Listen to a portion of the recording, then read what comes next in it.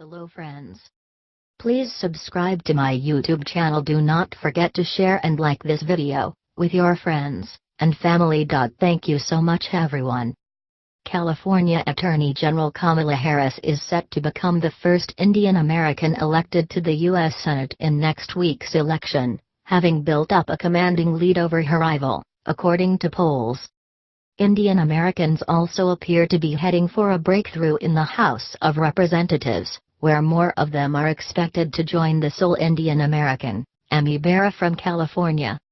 At least two candidates for the House, Pramila Jayapal of Washington State, and Raja Krishnamurthy of Illinois, have near certain chances of winning, while Bera has shown a strong lead in the primary and that could see him re-elected. Another candidate, Ro Khanna, who is running to represent the Silicon Valley, is reported to have a slim lead over the veteran incumbent Mike Honda. All these candidates are Democrats, and since the election of Republican Bobby Jindal to the House in 2004, no viable Indian American candidate for Congress has emerged in that party, although Nikki Haley, the current governor of South Carolina, belongs to it. Mary Thomas, who sought a Republican Party ticket from Florida, was defeated in the party primary.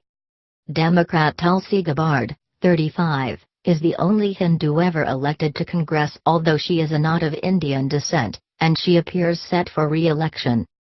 Strengthening her chances, the Hawaii State Republican Party leaders have withdrawn support to their own candidate, Angela Ka'au, who is challenging Gabbard because she made anti-Hindu statements and called Gabbard a pathetic Hindu 1,000 gods leader. Kamala Harris leads her rival, Loretta Sanchez, by between 17 and 20 percentage points according to different polls released earlier this week. Senators are elected by the entire electorate in their states, and 52-year-old Harris has already won two statewide elections for Attorney General in 2010 and 2014, and this adds to her edge in the upcoming Senate race. Harris has a dual identity. She is also counted as an African American, as her father is a Jamaican of African descent and she follows the Baptist faith. She would become the second American woman of African descent elected to the Senate and join the two other African Americans there. She derives her equal claim to Indian heritage from her mother, Shyamala Gopalan, a cancer specialist from Chennai.